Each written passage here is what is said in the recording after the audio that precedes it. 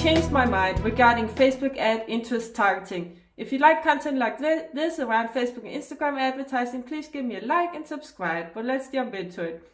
Yeah, I used to recommend that people would, when they did Facebook interest testing, that they would just test one interest group. So just one audience with each ad set. So you know that if it performs well, it's that interest group that performs well.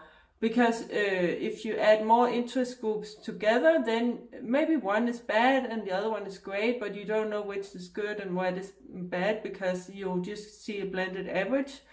But I have changed my mind regarding that.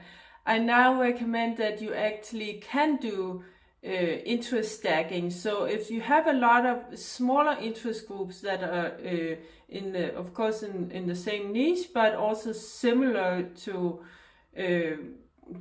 what they very similar niches like dog grooming and maybe poodle grooming or something like that, something that is very similar but it's a small audience, then you can add them together into one ad set and test them together, because there's a lot of smaller interests that you otherwise wouldn't be able to test, because we also recommend to have at least an audience of 800,000, because Facebook ads work a lot better when there's a large audience, and it's also a lot more scalable when there's a large audience.